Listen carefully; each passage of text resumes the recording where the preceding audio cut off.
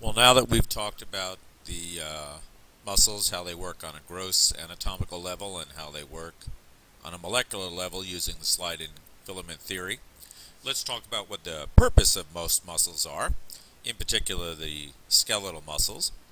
And the purpose of them, of course, is to interact with bones, and that gives us movement, which we would call locomotion.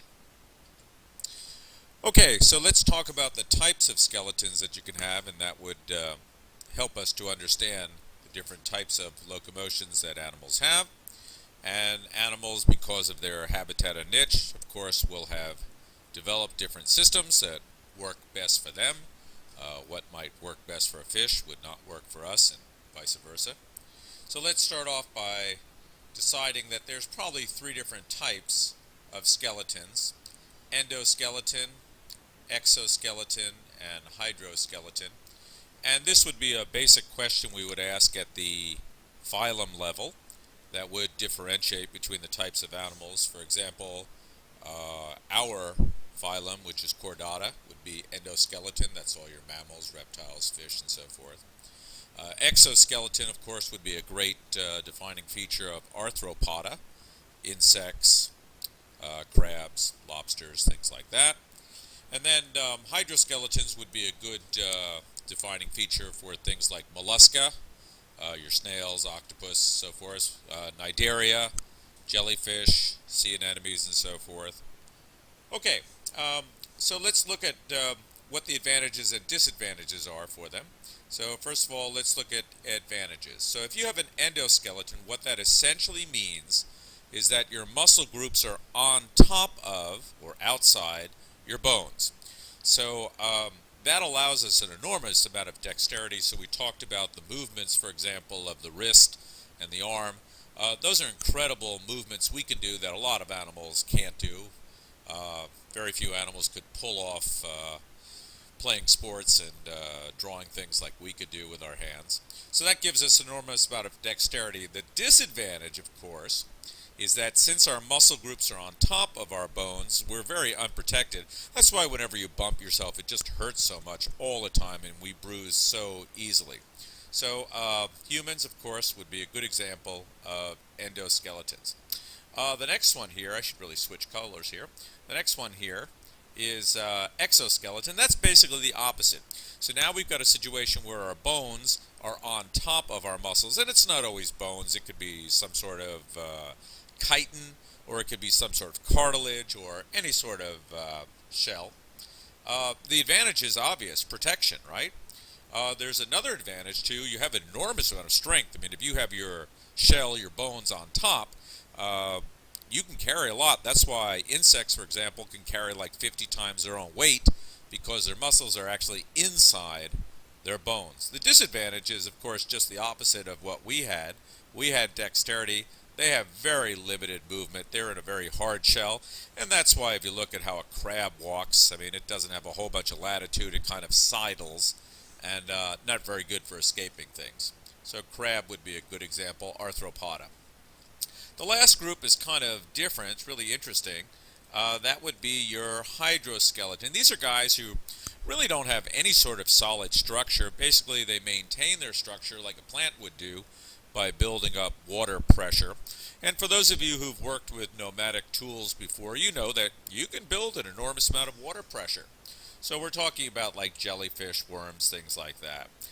What's the advantage here? It's really low energy. You don't have to put a bunch of energy into building and maintaining a structure. If you're a jellyfish, you just suck in water and shoot it out, and you go flying, and that's really easy and great. The disadvantage is that water is gooey, right? You get stepped on as a worm, you got a real issue on your hands. So they're very unprotected.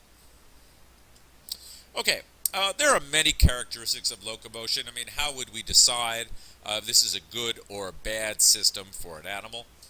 I've just gone through 5 of them right here. And so I'm just going to go ahead and toggle through them and give you examples really fast. So speed. Well, let's see. Who would have speed? Well, I guess the best example of speed, of course, would be the fastest guy on the planet, who, of course, is the cheetah, although I'm having trouble spelling it there. Cheetah. So they've got speed. I think they can go up to 70 miles an hour when they really get going, and they can turn on a dime. Uh, Boy, that'd be a great advantage if you were going to go hunt somebody. The bad news is that they don't have endurance. They can't keep up very long. The next one is acceleration, not to be confused with speed.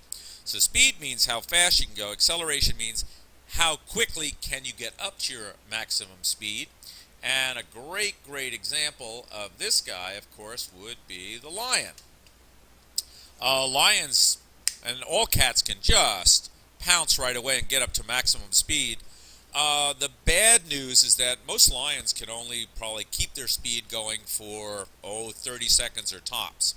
And that's why if you ever look at when lions attack zebras, for example, since they know that they don't have great endurance, they have to sneak up on them in the grass as much as possible, get as close as they can so they can pounce on them. And even then, most of the times the zebras get away because zebras have speed and endurance, and if a lion doesn't catch them in 30 seconds, they pretty much escape.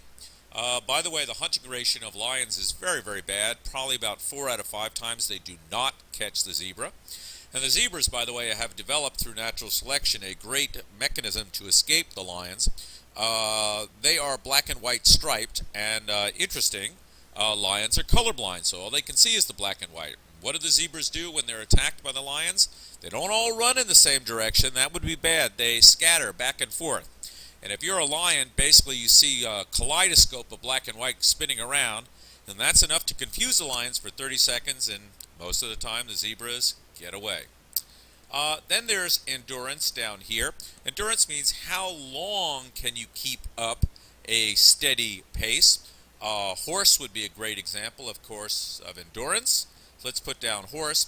Hey, by the way, you never think about it, but people are probably a great example of endurance. Boy, if I had my car break down, I could probably get out and walk for about 20 miles at a clip without stopping. I'm moving at a slow speed, but I could go ahead and do it. Energy efficiency. How much energy do you have to use to work and move yourself? Very interesting. So let me give you an example. How about this? Who has the best energy? A person walking, a fish swimming, or a bird flying? And most people think it'd be the bird flying. Actually, it's the opposite. It's people.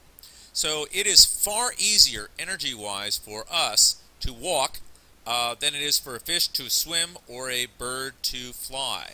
So I'm going to put down humans here. We have great energy efficiency. Like I said, I can walk for 20 miles, would probably not get very tired. And then there's stability. How easy is it for you to hold your structure as you move along here? Humans, boy, we'd be way down on the bottom there. If you ever look at a slow motion movie of people walking, it's basically controlled falling. Very bad. Basically, who's stable? Well, all your fish are going to be super stable, obviously. All your four-legged animals would be stable over two-legged animals. So once again, I'd probably put down somebody like, the horse down there would be incredibly stable, right? They can really hold their position. And so if you ran any particular animal through these 5 characteristics, you'd find they're good and bad and in between on many of them.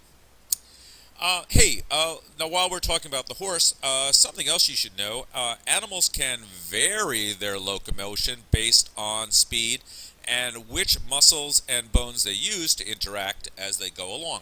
Horse is a great example.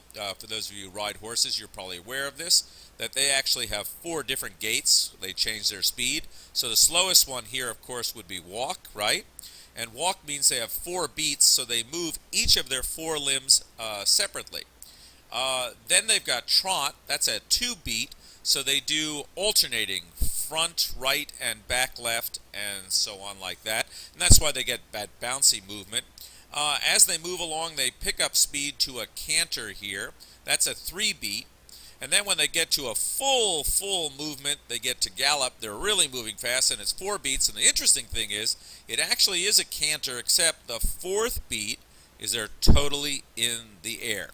Let me say that again. As an animal changes its speed, it changes the muscle and bone groups it interacts to gain that speed. Hey, there's many animals that use gaits, not just horses, but all cats, including your house cat at home, actually has the same four gaits that a horse would have. And then there's good old us, pedalism, right? Now, we're bipeds, one of the few animals that are bipeds. We actually have two gaits too, right? Which we call walk and we call run. There are some people that actually say we have a third gait there, which is actually a skip. Okay? But obviously, since we only have two legs, bipeds, we're going to have less gaits than we